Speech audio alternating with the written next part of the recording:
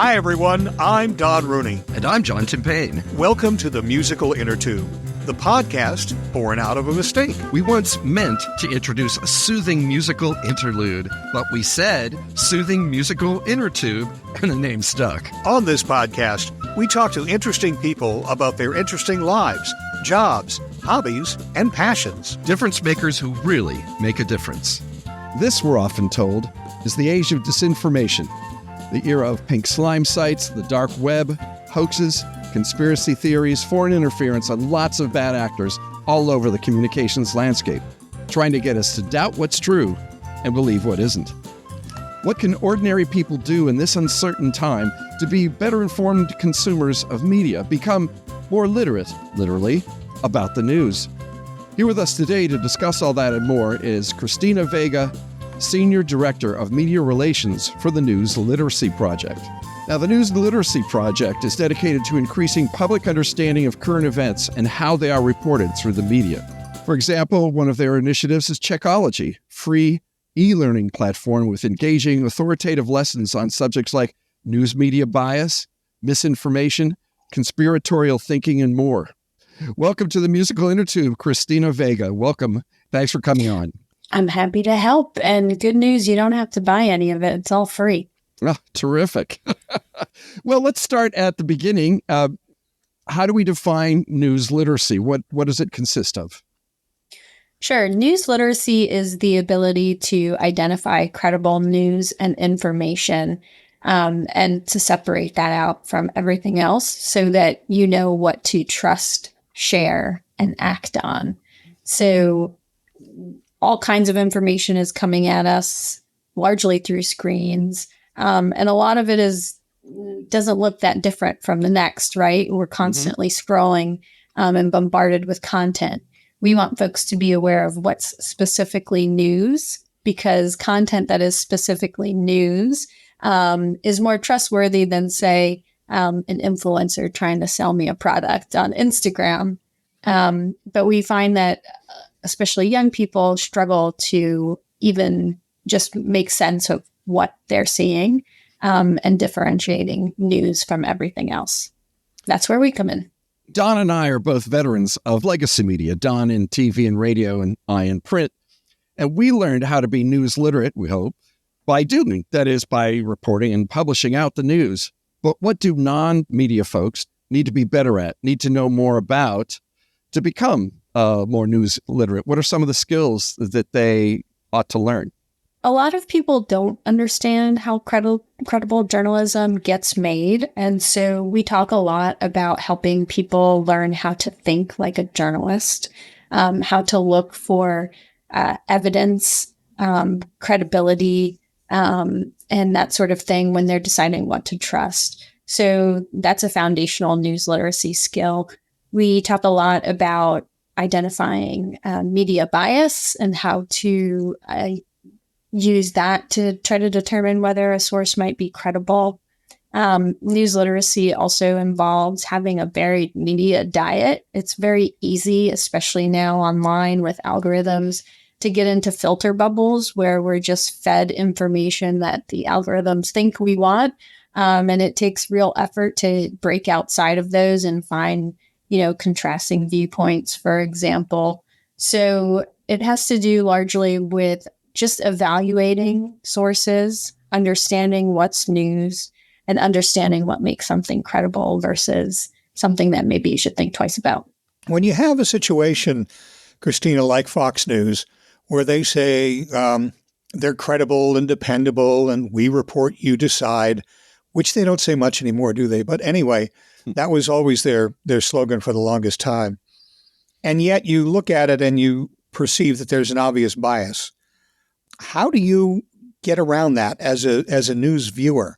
When they say that they're credible and they just want to report the news and they're trying to tell you that they're separating their news reporting from their commentary, but it doesn't quite match, what are the signs where you start seeing that there's a bias and you start trying to filter things out?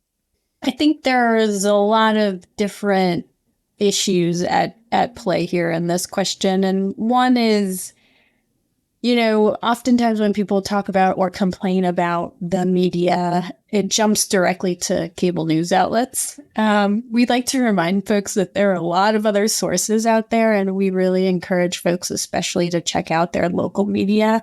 There's a lot of polling and surveying to suggest that people are really losing trust in media sources, but local media are still outlets that people do have confidence in. And if you think about it, it makes sense. These are probably reporters who they might bump into at their kids' soccer games, see at the grocery store, that sort of thing. And they're bringing people information, the news that they really need to live their daily lives. So that's one issue. And then another thing is sort of the rise of punditry and opinion journalism. And it can be hard to separate that out from news that's meant to credibly inform you. And so one part of being news literate is just constantly asking yourself, what is the purpose of this content? If the purpose is primarily to inform you, then it might be news. If the purpose is primarily to persuade you, then it's probably opinion. And then going deeper into that, we do again, advise that people should be consuming multiple different sources, even maybe from viewpoints that you don't really agree with. And that can take effort to seek it out. But also when you're doing that, you do need to pay attention to credibility. And that includes following standards of fairness. So if a news piece does not present multiple viewpoints, that's a sign that maybe this wasn't fair. If a piece doesn't make efforts to reach somebody who, for comment, somebody who is referenced in the story, for example, there's right now a big hullabaloo about a piece from a business editor at NPR who wrote a critique of the station but didn't reach out to NPR to ask them for comment on it. That's a red flag, a sign that maybe this wasn't fair or credible reporting, in general. I'm not talking specifically about this piece, but so those are some of the things that we teach people to look out for, and some of the issues at play, I think, in your question there. Yeah. And ironically, I think that NPR piece was about how NPR is too liberal. So, yeah, that sounds about right. To be fair to Fox News, if you look at their news programs, the actual news reports, those are fairly responsible. Yeah, they are very different from the bulk of what goes out over Fox, which is opinion.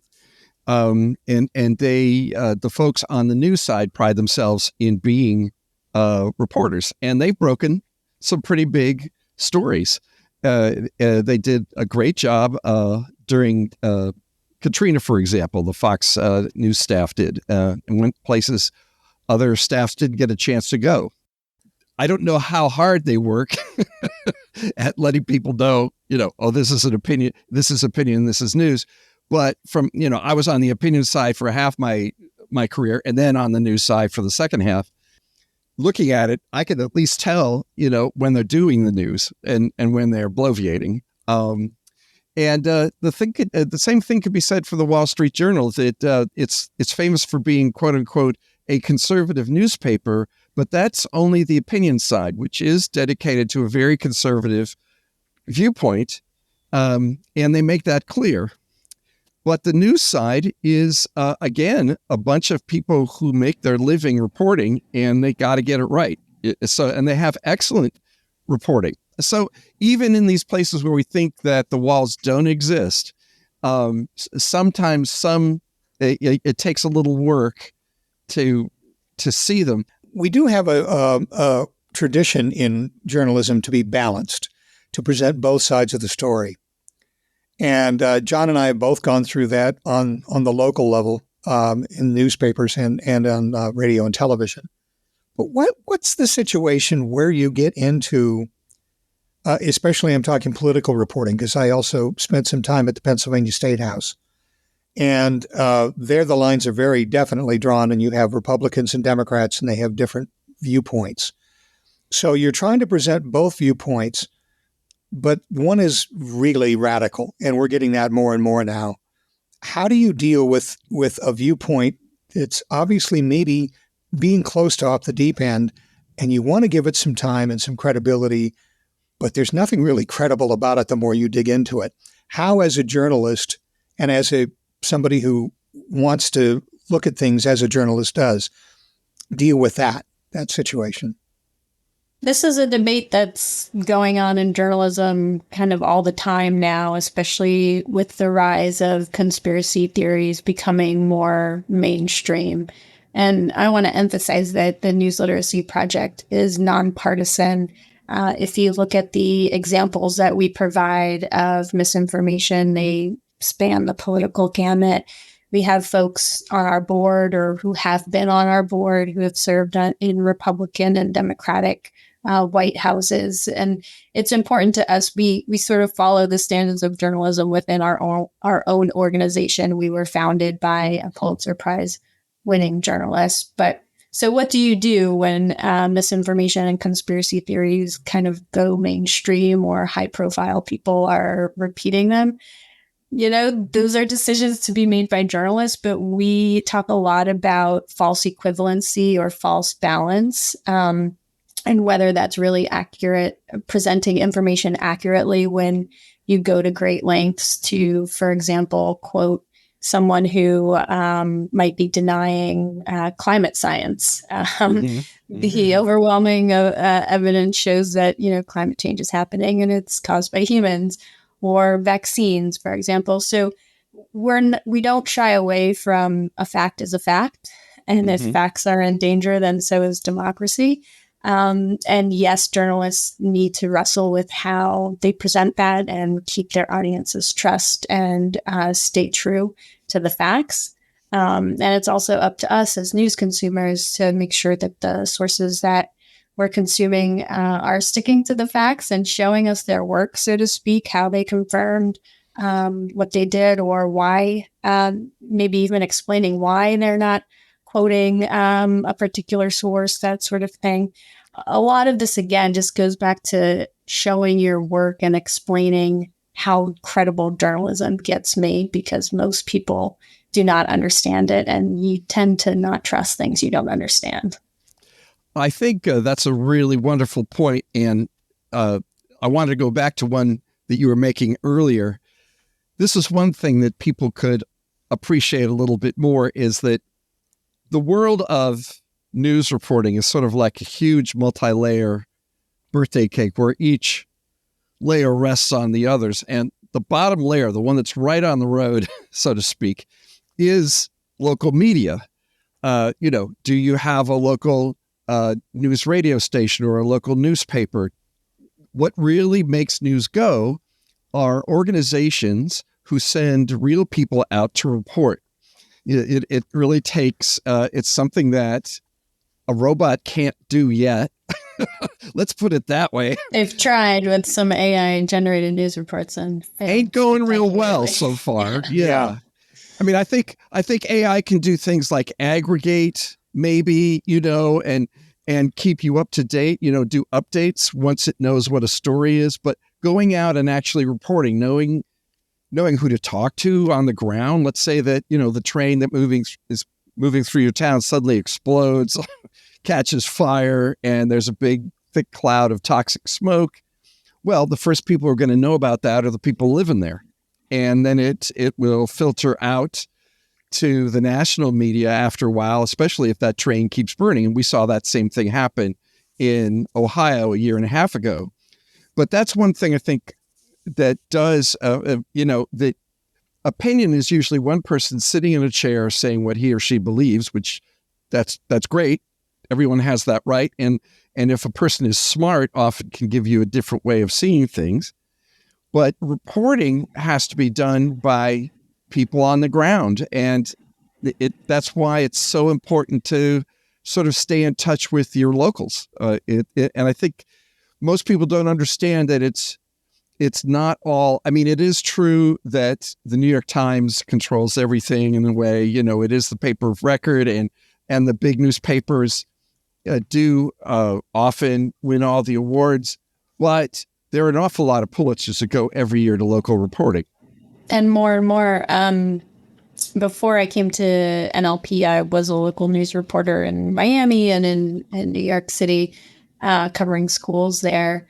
There's all kinds of research and evidence that shows that communities with local news outlets are more democratic. More people turn out to vote. Even borrowing costs in cities where there's local news are lower because there's a reporter showing up to meetings and asking, hey, what are you going to do with all this money? And so we really encourage folks to seek out and support their local news sources. On the other hand, we know that local news is sort of collapsing, and the business model is really struggling, and we think that's a problem for democracy. And so again, anything that we can do to prop up local news as consumers, we should. We're also helping folks seek out credible information in places that are news deserts. So, for example, this month on the 24th, we'll have a webinar that the recording will be available after the fact.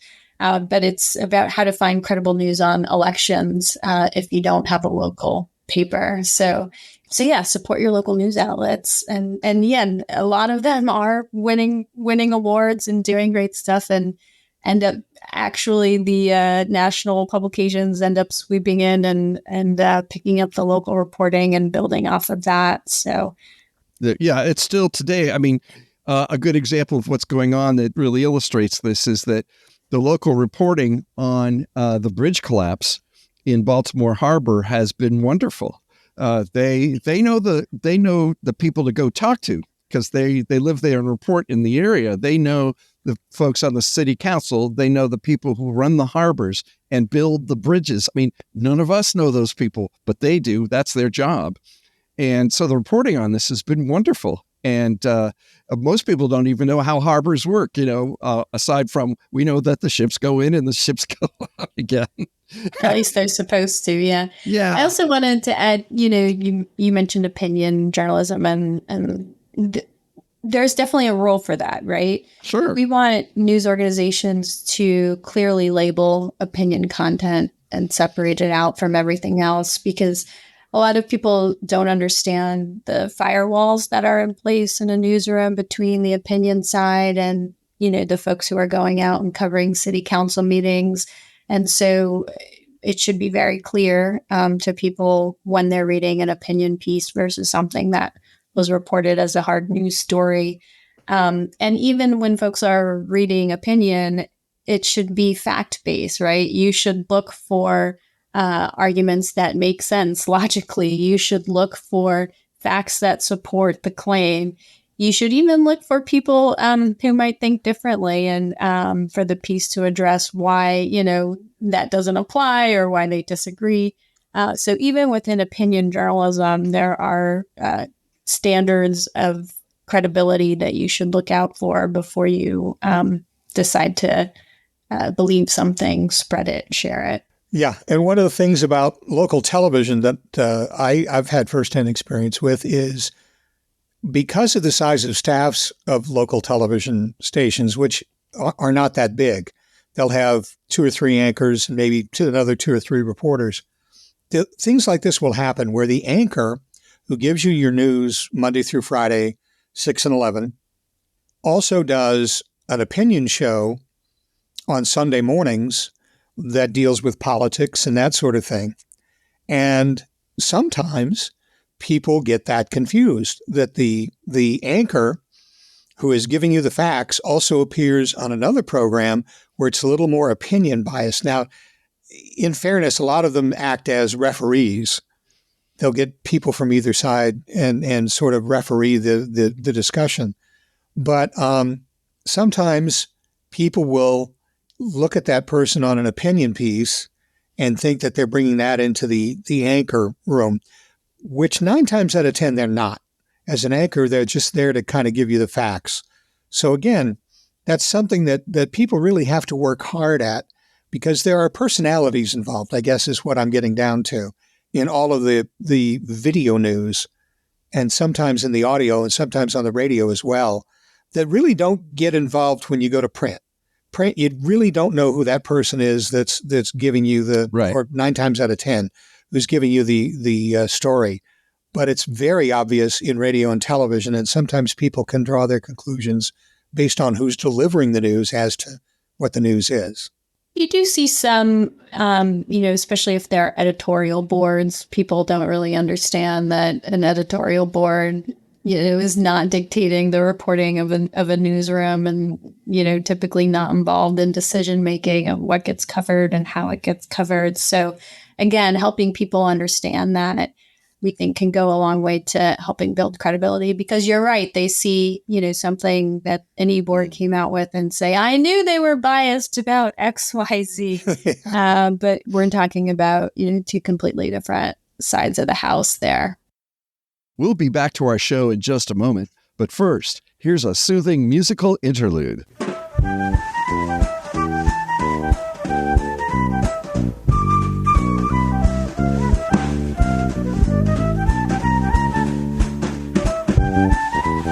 Christina Veiga is Senior Director of Media Relations for the News Literacy Project, which is dedicated to increasing public understanding of current events and how they are reported through the media. Nonpartisan and nonprofit, the News Literacy Project aims to advance the practice of understanding how the news is made, being informed about reporting, sources, and evidence, and maintaining a healthy skepticism about the media products we consume. For students in grades 6 to 12, there's Checkology, a browser-based platform that helps prepare the next generation for identifying misinformation. Check it out at get.checkology.org. That's get.checkology.org. Teachers can find an educator newsletter, a resources library, and programs such as Newsroom to Classroom, which sets up class visits from working journalists. To find out much more about the News Literacy Project, check out Newslit. That's NEWSLIT.org. For the public, there's Rumor Guard, a program that gets you smarter about the cloudy, often just plain wrong world of rumor. Rumor Guard can even send you message alerts when a new wildfire rumor starts running around. Check it out at www.rumorguard, all one word, .org. And now, we return you to the musical Innertube, already in progress. When you go into the schools, because I know that the News Literacy Project has a lot of school-based programming, and I'd love to talk about that a little bit. I'm wondering if the students look at you and go, boy, this is so much work you want us to do. We can't just absorb. We can't just cruise. We have to take a step back and become sort of our own filters. I'm wondering if you find that among the students.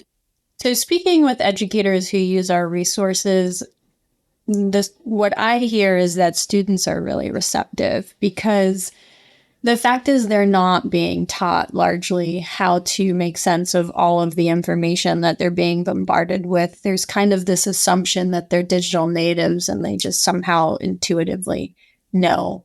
They're really good at navigating social media, but that doesn't mean that they can find, a credible news story to support their position on, important issues like what's going on in Israel or, climate change. And students are hungry for this. And our position is that we believe every high school student should graduate news literate. We want to see school districts across the country implement requirements to make sure that happens, because it's a disservice. If not, we're leaving students disempowered. And we believe that to really be civically engaged, to make decisions when they're old enough to vote, that will affect all of us. They need to know how to find credible information. And, it's really not that hard to practice news literacy skills. One of the things we talk about a lot is simply just pausing, slowing down. A lot of information today, especially on social media, is designed to be really fast and to get you to react. Like, share, move on, react. And a lot of misinformation is really designed to trigger a strong emotional response so that you do just that, react, share, like, post without thinking about it.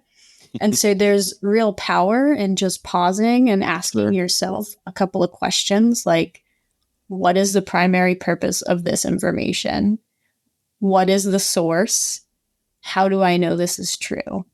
And once you know the answers to those questions, then you can decide whether you should believe this, share it, act on it. But before then, you could be participating in spreading misinformation. I know that a lot of people that I know that are in their 20s and early 30s have TikTok. They have Instagram, not Twitter so much anymore. They're gone from Twitter. Facebook is for the boomers.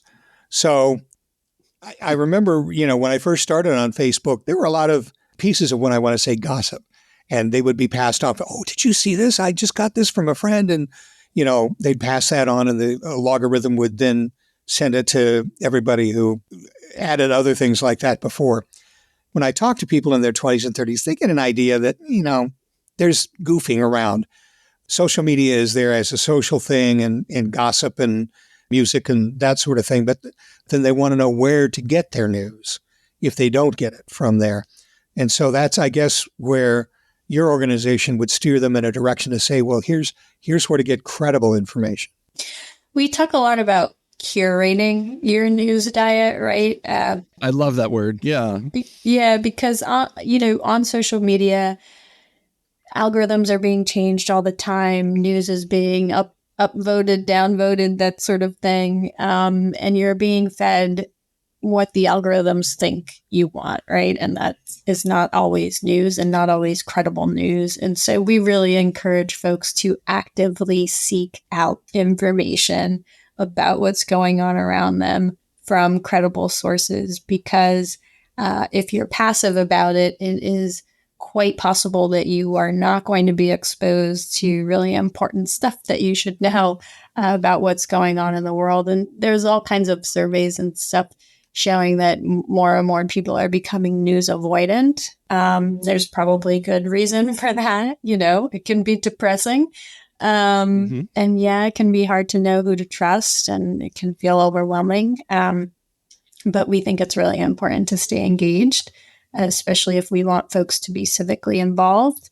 And so, it takes effort, but again, it's possible to curate a news diet from sources that you really trust, so that you can make sure that you're acting on credible information. I mean, I know that Don has done this a bunch of times, and I do it when someone says, "Did you hear that X happened?" And they'll say something. And sometimes, I don't know why, I'll think, that doesn't sound exactly right. And so, I mean, I'm not ringing my own bell, because I know a lot of us do this, but a lot of us don't. And that is, I go check it out. I go try to find a source for it. I try to find out, okay, who's reporting this? What is the news story? Often one thing will lead me down a line until I find the source of it. And sometimes I'll find out it's not exactly right. Even when it's gotten started and everybody thinks X really happened this way, not so much, So just checking out something, if it seems a little funny to you, is a habit with some of us, and it isn't with others. That some people think, oh, well, if it's on the media, it must have some authority just by being there, right?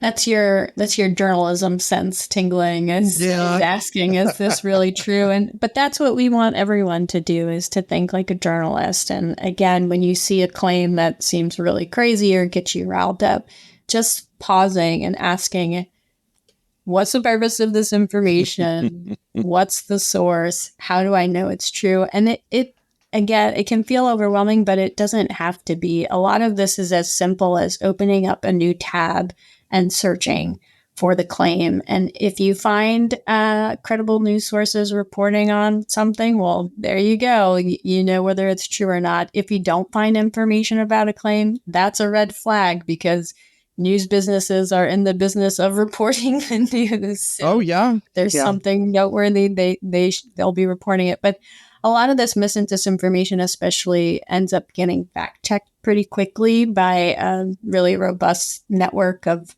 organizations dedicated to just that. And so just open a tab, do a quick search, and a lot of times you can, within seconds, find out whether something is true or not. How did the public arrive at such distrust on most credible sources of news. I can understand maybe to a certain point television news, because sometimes they get a little overboard in trying to be first to report or doing sensational stuff that maybe gets them in a little trouble. But, things like the Associated Press, where, again, most of the reporters on the Associated Press are not anonymous, but you don't know who they are, and they're embedded in the points of different countries around the world where things are happening. So again, how does the public just generally take mainstream media and call it fake news and throw it out? How do they come around to that? I wish I knew the answer. I think it's been a long, slow decline. If you look at surveys, trust in institutions, including media, have slowly but surely just gone downhill. There's a lot of things at play. I think, historically, the media haven't done a great job representing diverse viewpoints, folks who are not, white males, for example. And there have been real efforts to try to diversify newsrooms, to try to really represent the full spectrum of experiences that people have out in the world. So you have that. And then, more recently, you look at COVID and the last couple of presidential elections, and those have really unleashed a lot of mis and disinformation that were sort of underneath the surface and brought them to the mainstream. When something scary happens quickly, seemingly out of nowhere, people go searching for answers. And so I think COVID-19 really turbocharged a lot of this. And then the other thing is that we have all of these online spaces now that can be really great and bring people together and spur all kinds of creativity and connections, but they can also connect folks who have really wacky ideas that are not based in fact. And so, the guy who used to just be holding a sign at an intersection claiming something crazy now can find, plenty more people just like him in communities online. And so, or we can elect them to office. That happens too. So we want folks to, again, be aware of these online spaces that you're in. And, the other thing is people's relationship to misinformation can be complicated. Sometimes people share this stuff knowing that it's not true because it sort of helps them perform a part of their identity or brings them these connections that they're seeking. We're increasingly sort of apart from each other. And so it's important to understand all of that. We also talk a lot about the importance of connecting across differences and being a champion for truth, and using what we call PEP, patience, persistence, empathy, to engage with people who are sharing misinformation. So it's complicated. There's a lot of reasons for it. There's a lot of potential solutions for it. And we think news literacy really plays a role in that. And it's a big part of why we're trying to make sure that all students have these skills so that it's just a part of their life. It's just a part of how they approach information. It becomes second nature to make sure that they're asking questions about the credibility of their sources and staying skeptical, but not cynical of all news and information, because that's a dangerous place to be. I want to just come right behind that and say, skepticism is just asking that things have proof. That's just asking for proof that there is something to back up a claim. That's what skepticism is. It's looking, right? That's what skepsis meant in Greek. It was looking for, what makes a claim acceptable. And that's different from cynicism, which is the assumption that everything human beings do is bad. The two things can look like each other, but skepticism is not the same as cynicism. Skepticism is actually, it can be creative and it can be constructive. It's just asking that people demonstrate what they're saying. And it can seem like you're being a cynic but in fact, you're not. You're simply asking for proof. And accepting proof when it's there, right?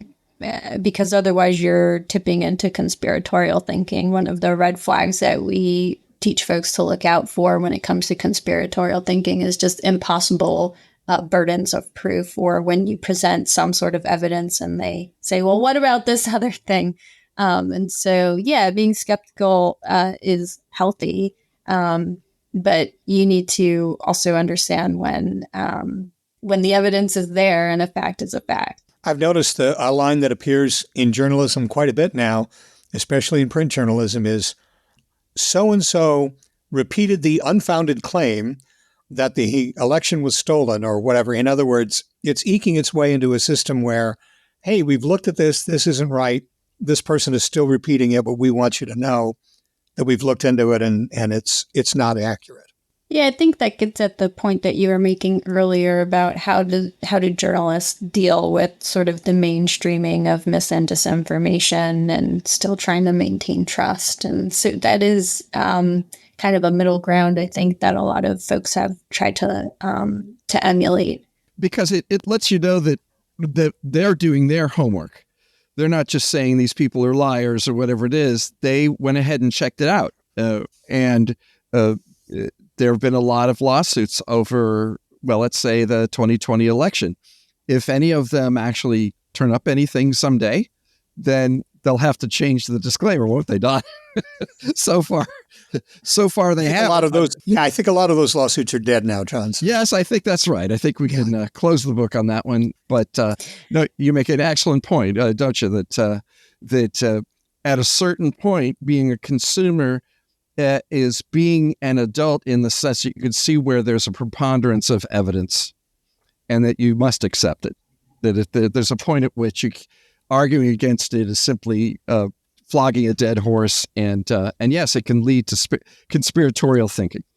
This all kind of points to a resource that we have available now. We're really interested in helping people find credible information this election season.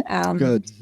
Because we see that it is ripe for mis and disinformation to spread. And we talk a lot about learning how to identify themes, trends, tropes around mis and disinformation, rather than just fact-checking every single claim. Because when you learn how to identify those themes, you'll be more likely to be skeptical and to not fall for them. So right now, when it comes to the elections, we're seeing a lot of themes around immigration, immigrants voting specifically, claims that are untrue about those issues. A lot of claims still around our voting processes and how safe they are. A lot of claims that are not true. And we're seeing a lot of claims around the mental acuity of both of the candidates, slip-ups, that sort of thing. That, might be a legitimate issue, but people are preying on that to spread, false images, false audio, that sort of thing. So one image that I saw was of Trump supposedly asleep in the courtroom when he showed up in Manhattan this week. And while there was reporting that happened, there were not cameras in the room to capture it, but some images circulated of him allegedly sleeping in the courtroom. So we just want people to be aware that those are themes and to look out for them. So when you see a claim that seems kind of sensational that touches on one of those issues, just take a beat and do a quick search and see if it's true. If somebody wanted to get in touch with your organization and see what you have to offer as far as helping them determine these kind of things, how would they get in touch with the Literacy Project? You can always check us out, newslit.org, but we also have a great website called RumorGuard. It's rumorguard.org. And we round up fact checks about viral rumors. And we also provide people with news literacy skills and tips that they can apply. So if they come across similar rumors, they know how to check them out for themselves. So rumorguard.org is an invaluable resource right now, especially around elections. Again, we're tracking a lot of these themes and giving people tools to arm themselves against being misled. we're all going to be really busy all the way through November. We sure are, but we've got lots of resources and we want people to really understand, like, there are things you can do. It doesn't have to feel hopeless or overwhelming. A lot of it can be simple, pausing, quick search, and it'll go a long way to not only protecting yourself, but also all the people around you, because in this era where there is declining trust in institutions, people really look to their networks, who they know, to signal, credibility and what they should trust. And so you can be an intermediary for accurate information. And so we really want people to play that role and to not only seek out credible information, but also to share it and engage with our content so more people can see it. Well, Christina Veiga of the News Literacy Organization, thank you so much for coming on to the Musical Innertube. We may have you back on because I think we haven't really opened all the cans of worms, but there's more we could talk about, and I'm sure the coming weeks and months will give us even more. So I hope you will be our guest again sometime soon. I'm happy to be here. Thanks for your interest. And thank you for listening to the Musical Innertube. Hey, let us know how we're doing. Send us an email at musicalinnertube, all one word, @gmail.com. Do you know someone with a great story to tell? Let us know. Send us an email or log in to our website, musicalinnertube.com, and click on the microphone in the lower right-hand corner to leave us a voicemail. And while you're on our website, take a few minutes to listen to past episodes of the podcast. They're all there, along with pictures and biographies of our guests, blog posts, and lots more. And as always, our thanks to virtual band Car Radio Dog for providing us with our theme music.